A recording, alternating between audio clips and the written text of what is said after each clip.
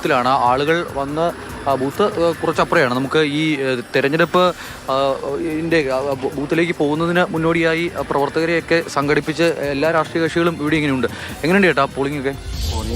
നല്ല മന്ദഗതിയിൽ. അതെന്താ അങ്ങനെ? 32 ആയിട്ടുള്ളൂ. 32% പോളിംഗ് ആയിട്ടുള്ളൂ ഇതുവരെ 11 മണിക്ക്. കാലാവസ്ഥേൻ്റെ പ്രശ്നം, രാവിലെ നല്ല മഴയായിരുന്നു, അതുകൊണ്ടായിരിക്കും എന്ന് പ്രതീക്ഷിക്കുന്നു. കഴിഞ്ഞ തവണയൊക്കെ ഇതിൽ നല്ല പോളിംഗ് ഉണ്ടായിരുന്നു. നല്ല പോളിംഗ് ഉണ്ട്. ഈ സമയമൊക്കെ ആകുമ്പോഴേക്ക് ഒരു 40ൻ്റെ മുകളിലൊക്കെ വരുമായിരുന്നു. ഇനിയിപ്പോൾ ഉച്ച കഴിഞ്ഞ ആളുകൾ വരുമായിരിക്കില്ലേ? ആളുകളെ വരുത്താനുള്ള സംവിധാനങ്ങൾ ചെയ്യുന്നുണ്ട്.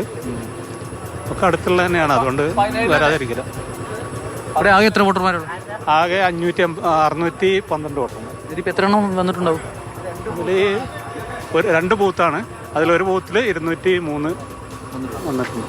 ഇതാണ് ആളുകളുടെ എണ്ണത്തിൽ കാര്യമായ കുറവ് ഉണ്ടാകുന്നുണ്ട്. പക്ഷേ കുറച്ചുകൂടി കഴിയുമ്പോൾ വോട്ട് ചെയ്യാനായി ആളുകൾ എത്തും എന്നുള്ളതാണ് പ്രതീക്ഷിക്കുന്നത്. ഇപ്പോൾ ഞാൻ ഈ നിൽക്കുന്ന സ്ഥലത്ത് മഴയൊക്കെ അത്യാവശ്യം ഒന്ന് മാറി നിൽക്കുന്നുണ്ട്. ഈ സ്ഥലം എന്ന് പറയുന്നത് കഴിഞ്ഞ ദിവസം ഒരു 15 വയസ്സുകാരൻ ഷോക്കേറ്റ് മരിച്ച, പന്നിക്കണിയിൽ നിന്നും ഷോക്കേറ്റ് മരിച്ച ആ സ്ഥലമാണ്. ആ കുട്ടിയുടെ വീട് തൊട്ടപ്പുറയാണ്. അവിടുത്തെ ആ ബൂത്തിലാണ് നമ്മളിപ്പോൾ ഉള്ളത്. എന്തായാലും പ്രവർത്തകരൊക്കെ വലിയ ആവേശത്തിലാണ്. നമുക്ക് ഇവിടെ കാണാൻ കഴിയുന്ന, ഈ ബൂത്തുകളിൽ കാണാൻ കഴിയുന്ന ഒരു പ്രധാനപ്പെട്ട കാര്യമെന്ന് പറയുന്നത് അൻവറിൻ്റെ സംവിധാനം ഇറങ്ങി പ്രവർത്തിക്കുന്നു എന്നുള്ളത് തന്നെയാണ്. എല്ലാ ബൂത്തുകളിലും അവർക്ക് ആളുകളുണ്ട്. ബൂത്തിന് പുറത്ത് കൃത്യമായി തന്നെയുള്ള UDF-ഉം LDF-ഉം ക്രമീകരിച്ചിരിക്കുന്നതിന് സമാനമായി തന്നെയുള്ള സംവിധാനങ്ങൾ ക്രമീകരിച്ചുകൊണ്ട് അൻവറും സജീവമായി പ്രവർത്തന രംഗത്തുണ്ട്. വഴിക്കടവിൽ നിന്നും അൻവർ വലിയ തോതിൽ വോട്ട് പ്രതീക്ഷിക്കുന്നുമുണ്ട്. അങ്ങനെ ഒരു മേഖലയാണ്. ഇതിനിപ്പോൾ നമ്മൾ UDF ക്യാമ്പിലേക്ക് കൂടി പോവുകയാണ്. നേരത്തെ M സ്വരാജിൻ്റെ ഒപ്പമുള്ള ആളുകളാണ് വന്നിരുന്നത്. പോളിംഗ് കുറവാണല്ലേ? പോളിംഗ് കുറച്ച് കുറവാണ്, പക്ഷെ അത് മെച്ചപ്പെടും. ഉച്ച കഴിയുമ്പോഴേക്കും ഓക്കെ ആവും തീർച്ചയായിട്ടും. നമുക്കിവിടെ ഒരു സാധാരണ വരുന്ന പോളിംഗിലേക്ക് ഇത്തവണ എത്തും. കഴിഞ്ഞ തവണയൊക്കെ എത്ര ഉണ്ടായിരുന്നു? കഴിഞ്ഞ തവണ നമുക്കിവിടെ 75 മുതൽ 78% പോളിംഗ് ഉണ്ട്. ആ ലെവലിലേക്ക് പോളിംഗ് എത്തും. ഇവിടെ ആ കുട്ടി ഷോക്കേറ്റ് മരിച്ച സ്ഥലം തൊട്ടപ്പുറയാണല്ലേ? ആ വിഷയമൊക്കെ ബാധിക്കുമോ? അതൊക്കെ UDF-ന് ഗുണകരമാകുന്ന രൂപത്തിലേക്കാണ് കാര്യങ്ങൾ പോകുന്നത്. കാരണം ഞങ്ങൾ ഗൂഢാലോചന നടത്തിയിട്ട് അങ്ങനെയൊരു കൊലപാതകം നടത്തിയെന്നുള്ള രൂപത്തിലാണല്ലോ CPM പ്രചരിപ്പിച്ചത്.